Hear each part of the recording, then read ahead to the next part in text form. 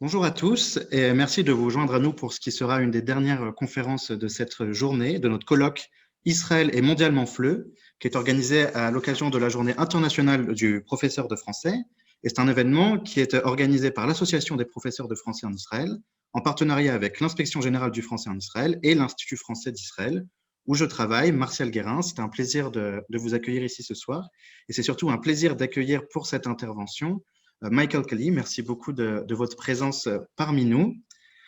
Très rapidement, je vais vous présenter. Donc, vous êtes professeur émérite de français à l'Université de Southampton. Vous êtes spécialiste de la culture et de la société française moderne et de la politique linguistique. Ah, on nous dit bonjour, pas de son. Pourtant, j'ai l'impression que mon micro fonctionne bien.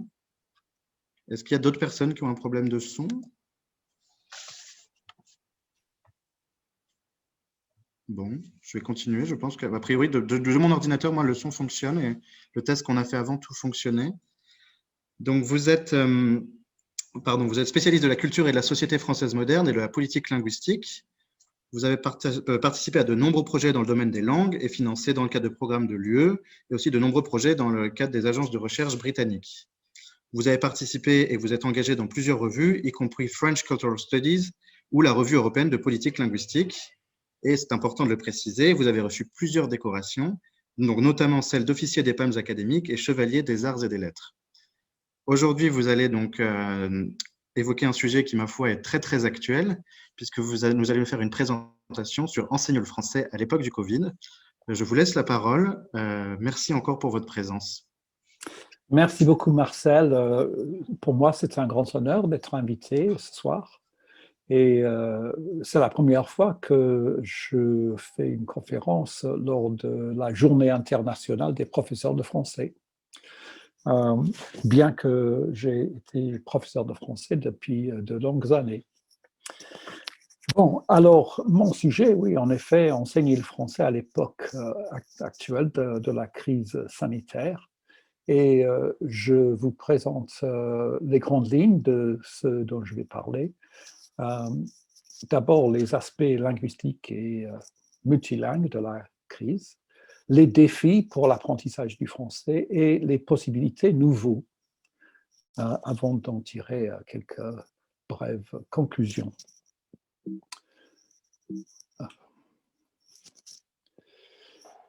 D'abord, il me semble évident que la crise sanitaire nous interpelle en tant que professeurs de français. Il y a depuis longtemps des arguments très passionnés en faveur de l'apprentissage du français et même d'autres langues, bien sûr. Les arguments économique, grosso modo, l'autonomisation des travailleurs, l'acquisition des compétences clés. Il y a les arguments politiques et sociaux, l'engagement, la citoyenneté active qui découle de la position des compétences clés. Et puis, en dernier lieu, la croissance individuelle, dans la voie de la culture, de la compréhension, l'ouverture personnelle et la compréhension élargie. Mais aujourd'hui, la crise sanitaire nous offre un nouvel argument, je crois, pour l'apprentissage du français et même d'autres langues. C'est que cela nous aide et aide à nos étudiants de faire face à la crise sanitaire pandémique. Alors, pourquoi? D'abord, parce qu'on a besoin de ces compétences linguistiques pour faire face à la crise sanitaire actuelle. Et cela dans tous les pays du monde. Il est très important de pouvoir comprendre et communiquer, d'abord dans un effort de recherche, d'information, de compréhension de ce qui se passe, et ensuite d'informer les citoyens, leur expliquer ce qui se passe, chercher leurs opinions, répondre les opinions d'autres, offrir des conseils et bien sûr leur poser des instructions pour leur comportement et pour les actions qu'ils doivent entreprendre face à la crise. Tout cela exige des compétences linguistiques. Je dirais que ces compétences doivent être multilingues, mais il est évident que le français joue un rôle important dans cette expansion des possibilités de compréhension et de communication. En deuxième lieu, face à la crise, nous devons nous préparer et nous engager à reconstruire et à collaborer. Il faut redresser les pays. Nous n'attendons que ça. Avec l'arrivée des vaccins, tout le monde tourne son imagination vers la façon dont nous allons reconstruire, redresser notre pays et essayer de faire mieux à l'avenir, réimaginer ce que nous pouvons être et ce que nous pouvons devenir. En plus, et c'est très important, il y a la nécessité de coopérer au niveau international.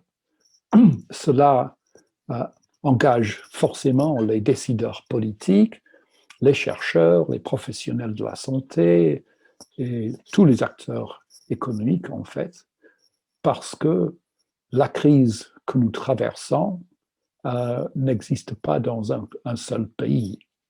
Évidemment, tous les pays sont touchés, tous les pays font de leur mieux pour faire face aux exigences du temps actuel. Donc, la coopération devient de plus en plus une clé importante pour redresser nos pays, réimaginer nos avenirs. Et quand on dit coopération internationale, nous disons aussi compétences linguistiques. Il faut, pour coopérer, il faut bien sûr pouvoir se parler, lire et écouter ce que disent nos partenaires éventuels partout dans le monde. Les langues anglaises et françaises ont le prestige d'être parmi les langues les plus importantes pour la coopération internationale.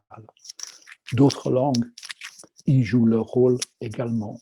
Mais pour le français, il y a une longue tradition d'engagement dans la coopération internationale.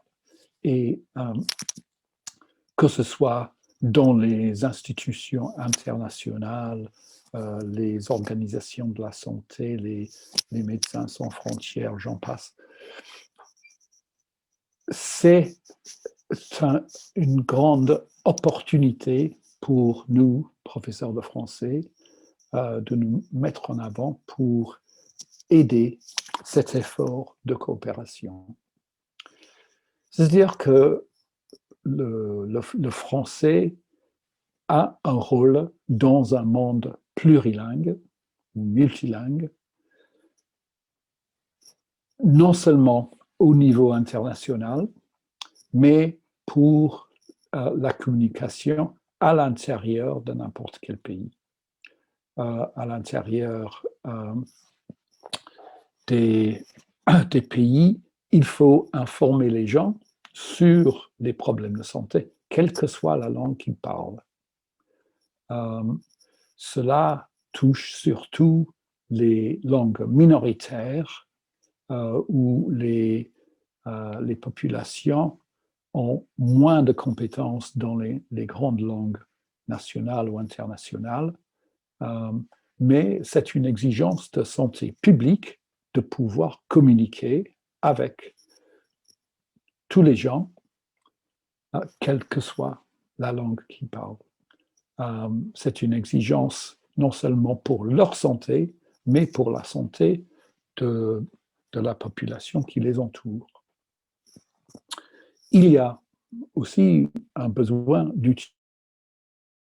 d'utiliser donc une variété de langues, et j'y ajoute la langue des signes, ou les langues des signes, devrais-je dire, parce que je sais que les langues des signes forment des variétés énormes, non seulement la langue des signes française, mais d'autres pays aussi.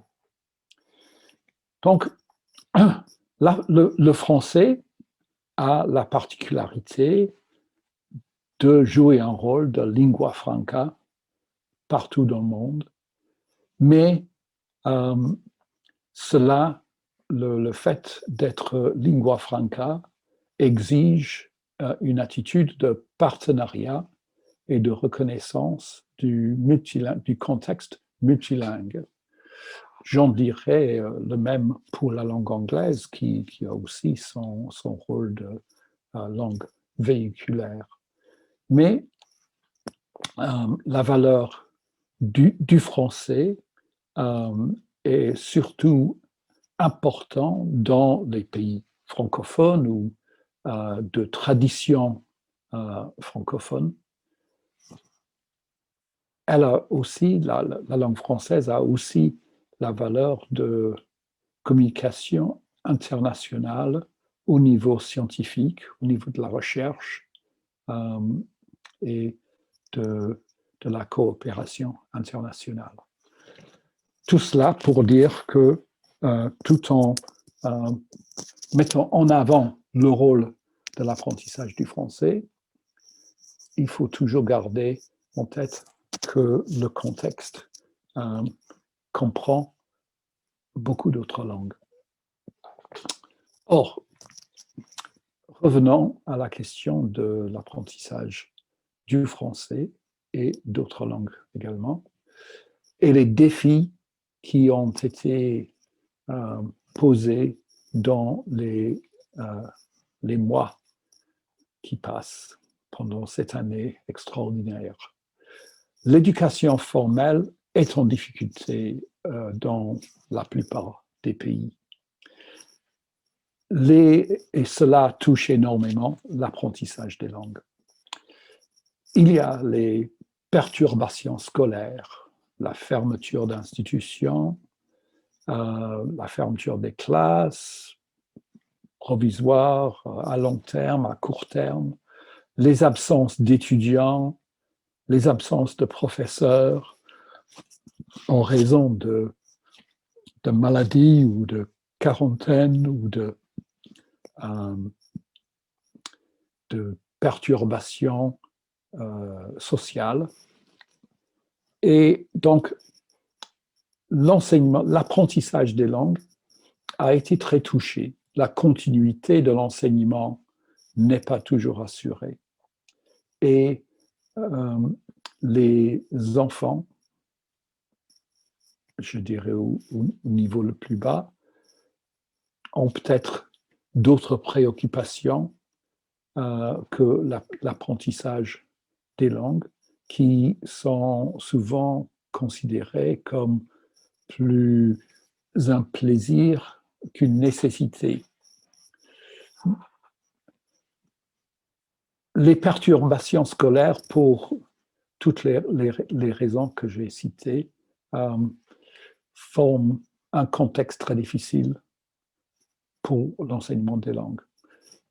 En particulier en classe ou en présence, l'enseignement en face à face est très entravé par la distanciation nécessaire, l'utilisation d'équipements de protection qui empêchent souvent de communiquer de façon claire si tout le monde porte les masques. La communication orale est sévèrement empêchée. Si d'autres équipements sont utilisés, même encore plus. La réponse est très souvent de passer à l'enseignement en ligne, mais là aussi, l'enseignement surtout pour les écoles et les lycées, mais même aussi parfois pour les universités. L'enseignement en ligne, magnifique qu'il soit, est souvent entravé par les insuffisances techniques, des programmes qui ne marchent pas toujours, des techniciens ne sont pas toujours disponibles, les outils manquent parfois, et dans certains pays, dans certaines sections de la population, l'accès à la vie en ligne n'est pas assuré de façon cohérente. Et en dernier lieu, pour l'apprentissage des langues, les séjours à l'étranger jouent un très grand rôle, mais en ce moment, il y a, comme nous le savons, d'énormes difficultés d'entreprendre ces séjours. Comment y répondre? J'ai passé peut-être trop de temps à expliquer les difficultés que tous les professeurs de français ont en tête actuellement. Comment y répondre? Bon, j'ai d'abord en tête les réponses pédagogiques, le passage à l'apprentissage en ligne, qui surtout, et mon expérience est surtout au niveau de l'université, les universités passent massivement à l'apprentissage en ligne, entièrement ou au moins en partie. Heureusement que les pédagogies d'apprentissage en ligne sont bien établies. On y travaille depuis 20, 30 ans et il est possible de savoir comment le faire. Mais la réalité est que pour beaucoup de professeurs, ces pédagogies en ligne ont été adoptées très tardivement. La pédagogie établie a été développée par des collègues spécialistes, très souvent enthousiastes et même passionnés, mais en pratique souvent minoritaires jusqu'à cette année, minoritaires dans leurs établissements. Or, pendant cette année que nous vivons, ces spécialistes ont été appelés à faire un entraînement très rapide, un apprentissage, on devrait même dire, pour leurs collègues, pour leur permettre de commencer à participer dans ces activités pédagogiques qui existent, mais qui sont moins bien connues, moins communément adoptées qu'on aurait peut-être souhaité. En deuxième lieu, il y a évidemment beaucoup de ressources pour faire la pédagogie, mais en premier lieu, ces ressources sont très souvent conçues pour accompagner le face-à-face plutôt que de le remplacer. Et une difficulté dont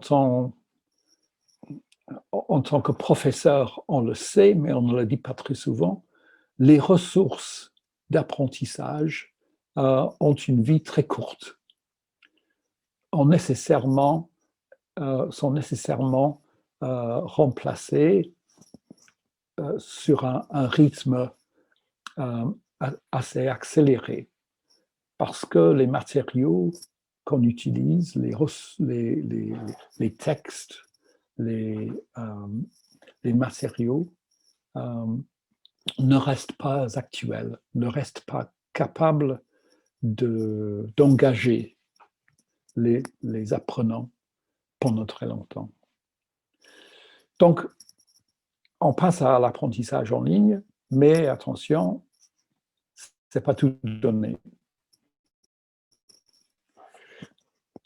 Les échanges virtuels permettent souvent de suppléer à des séjours à l'étranger, des séjours linguistiques. Et la télécollaboration est certainement bien développée, mais reste encore à l'étape d'études pilotes. J'ai eu beaucoup de conversations avec des collègues qui lancent des projets de télécollaboration et même qui font des échanges virtuels très impressionnants. Mais il faut dire que cela reste très minoritaire encore et un grand effort doit être fourni pour permettre à ces façons de collaborer, de faire des échanges, pour permettre à ces activités de se développer pour tous les apprenants.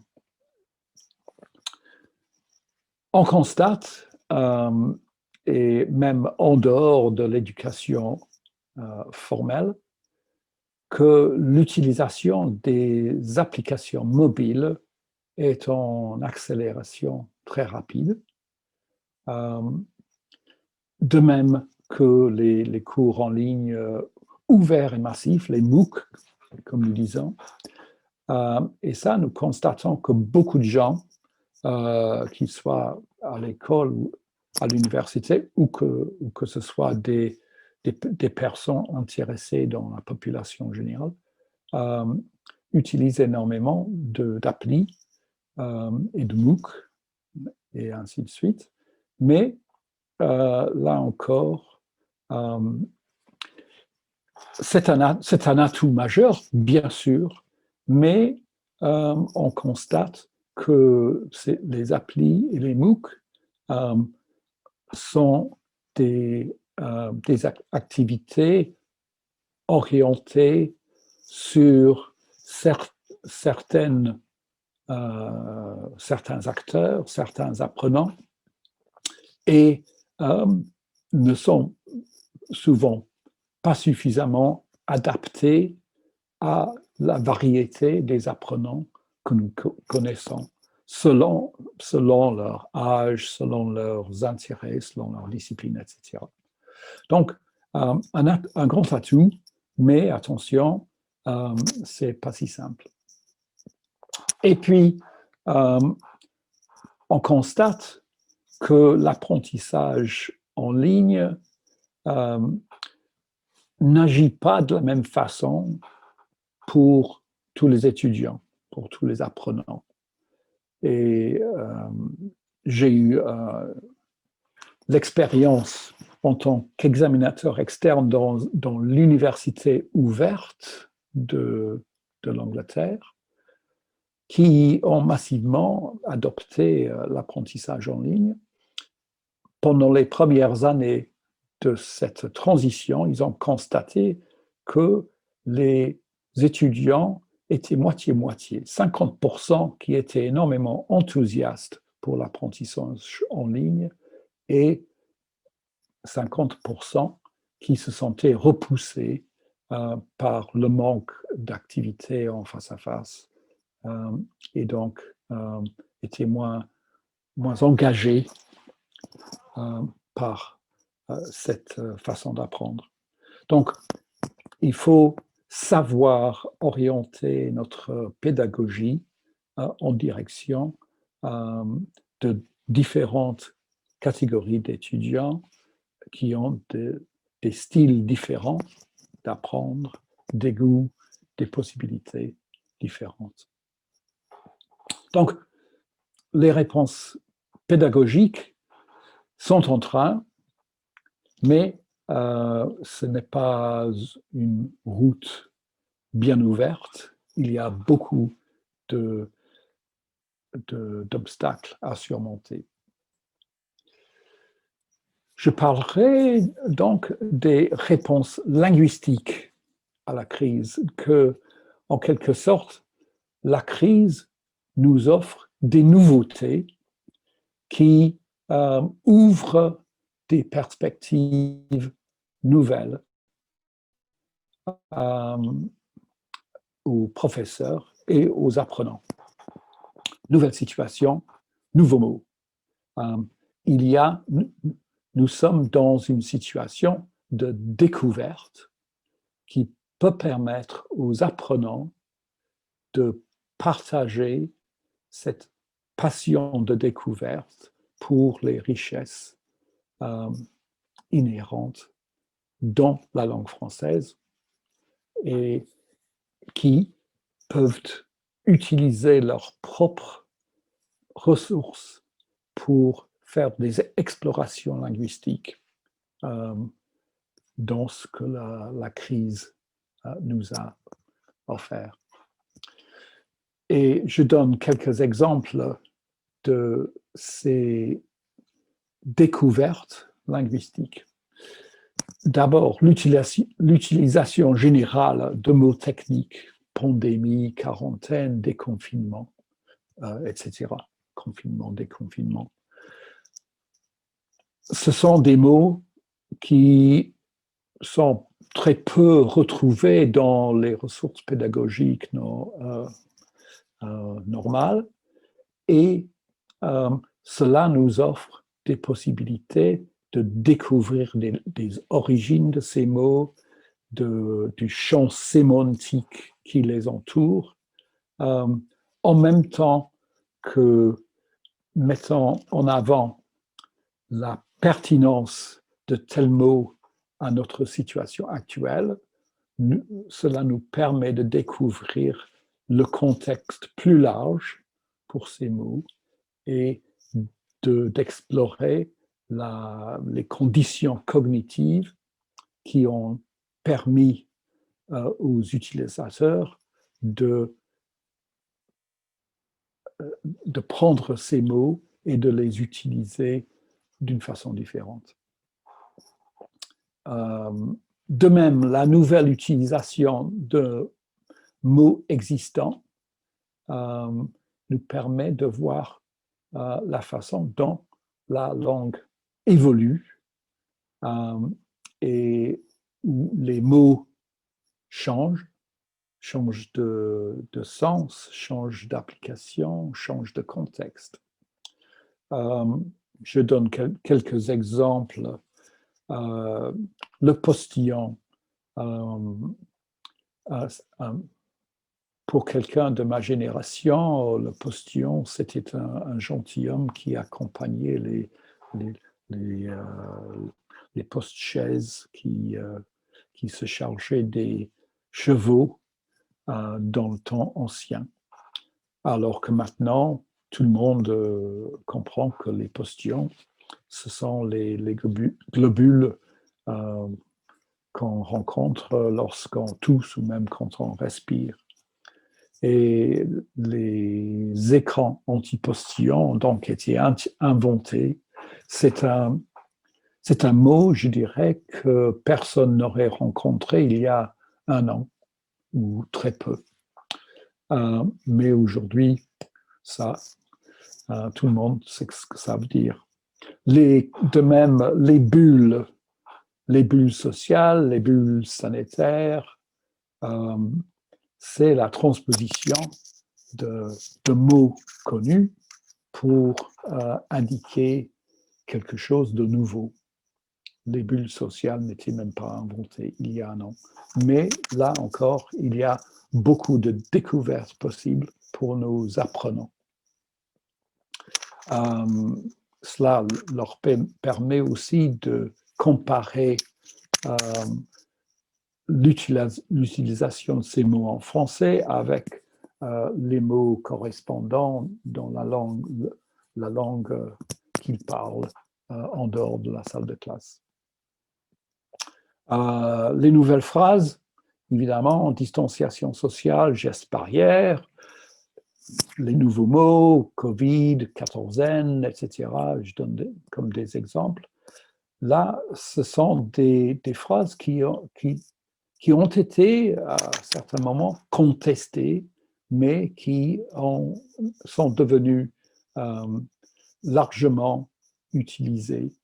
Mais découvrir le sens de quatorzaine en savant comment est-ce que quelqu'un a inventé ce mot quatorzaine qui n'existait même pas, à partir de quels éléments a-t-on construit le nouveau mot. Ça permet de faire comprendre l'invention et la créativité qui est inhérente à la langue française et qui a cette facilité en commun avec d'autres langues. Et en dernier mot, la circulation de mots étrangers est quelque chose qui nous interpelle en quelque sorte, surtout en tant que professeur. Dans le temps, on avait l'habitude d'expurger les mots étrangers dans les textes qu'on utilisait en classe. Or, je pense que nous sommes passés maintenant à une attitude plus authentique, garder les mots étrangers, quitte à devoir expliquer pourquoi cela a été utilisé dans tel contexte. Cluster, évidemment, il y a des équivalents français, mais c'est un mot qui a pris sa place. Un exemple qui m'a assez plu, c'est le mot pour Covid en langue des signes, dans la langue des signes, qui existe depuis 1 an au maximum. Et si vous comprenez, si vous avez eu quelque expérience de la langue des signes, évidemment, il s'agit d'utiliser les mains pour indiquer et le corps et le visage. Covid en langue des signes, c'est un point avec les doigts étendus. Et c'est un signe qui a pris sa place dans toutes les langues des signes à partir d'une invention originale en Corée du Sud, apparemment. Mais maintenant, en langue des signes français ou en langue des signes anglaise, ils comprendront Covid de cette façon. Donc, je pense que c'est un ensemble de possibilités qui nous est offert par la crise actuelle pour faire pénétrer nos étudiants dans la réalité d'une langue vivante. Et en dernier lieu, et c'est peut-être le plus évident, les réponses culturelles. Je ne vais pas parler longuement de cela, mais je pense que n'importe quel professeur de français aura la possibilité de trouver des aspects culturels qui permettent de faire vivre leur langue dans la salle de classe. La culture des thématiques actuelles. Tout le monde lit La peste d'Albert Camus en Angleterre comme en France. La lecture est largement répandue. Les réunions, etc., en ligne, c'est une ressource inespérée en quelque sorte parce que très souvent, ils sont captés et peuvent être consultés après coup. L'analyse des discours, l'intelligence des formes de discours, et puis les façons de communiquer dans les médias sociaux, les réseaux numériques. Tout cela offre des matériaux précieux pour le professeur de français. Je pense qu'en disant cela, je n'ai pas besoin de développer plus longuement parce que tous les professeurs sont toujours à la recherche de ces aspects culturels qu'ils peuvent utiliser pour aider leurs apprenants. quelques éléments de conclusion alors. Je dirais que la doublure argentée, la silver lining de cette crise, c'est la richesse des contenus pour l'apprentissage, des contenus dans le développement de la langue, les contenus dans les ressources culturelles qui sont déjà là ou qui sont en train d'être inventées. Deuxièmement, la crise sanitaire est multilingue. Le français joue un rôle important, mais doit être conscient du contexte multilingue où elle existe. Et en dernier lieu, les professeurs de français partagent leurs préoccupations avec les professeurs d'autres langues et les inventions, les idées, les techniques développées par les professeurs d'anglais, les professeurs d'arabe, des professeurs de russe et d'autres langues. Tout cela me dit que nous avons avantage à collaborer avec les professeurs d'autres langues qui sont nos collègues et qui sont dans des situations très analogues à la nôtre. Je pense que c'est un moment de m'arrêter et de vous remercier de m'avoir écouté. Merci beaucoup pour votre intervention très intéressante. Donc, pour les personnes qui sont en train de nous écouter, si vous pouvez poser des questions dans le chat ou dans la section Q&A et je les lirai. Je vois que des personnes ont déjà réagi. Donc, si vous avez des questions, n'hésitez pas à les poser. En attendant, moi, j'ai une question. Pour ces élèves qui n'arrivent pas ou qui ne veulent pas s'adapter au numérique, hein, puisqu'on voit qu'aujourd'hui, parfois, on n'a pas le cas, on n'a pas d'autre choix finalement que de passer par le numérique. Et on le voit aussi ici à l'Institut français, de gens qui ne veulent pas passer au numérique. Des idées, des solutions, des alternatives? Oui, évidemment il existe des techniques d'apprentissage à distance qui existaient avant l'arrivée du numérique de la façon que nous connaissons.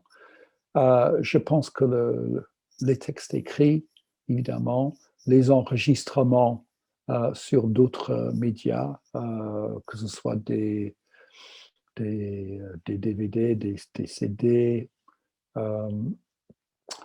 Je dirais que l'atout très souvent est la technologie mobile. La plupart des familles ont accès à leur portable. Et je pense que cela est assez nouveau pour les professeurs. Nous avons eu tendance à considérer les portables comme une intrusion dans la classe. Or, il faut peut-être repenser cette attitude et essayer d'utiliser la possibilité que cette technologie nous offre. Oui, ancienne technologie, d'autres technologies parallèles. Il faut toujours entrer en dialogue avec nos étudiants, avec les apprenants, pour comprendre ce qui serait le plus apte à les intéresser, à les engager. C'est un début de réponse, je sais. C'est un début de réponse, mais après, voilà, il faut voir comment la crise évolue et peut-être qu'il faudra encore que les professeurs s'adaptent si ça persiste encore, si les universités ou les écoles ne peuvent pas réouvrir. Y a-t-il des questions du côté des participants? Si ce n'est pas le cas, dans tous les cas, sachez que cette intervention a été enregistrée, qu'elle sera publiée en ligne sur le site et que de toute façon, des questions pourraient être posées sur le site. Et si tel est le cas, on reviendra vers vous pour éventuellement apporter des éléments de réponse. Dans tous les cas, s'il n'y a pas davantage de questions, il me reste à vous remercier. Comme je le disais, cette intervention, comme toutes les autres de la journée, seront en ligne sur le site internet. Et, vous étiez une des dernières interventions, donc merci beaucoup. Et il reste à 18 h la clôture que je vous invite à aller voir. Donc, vous trouverez le lien Zoom sur le site internet de l'événement. Encore merci et puis très bonne fin de journée à tous. Merci beaucoup.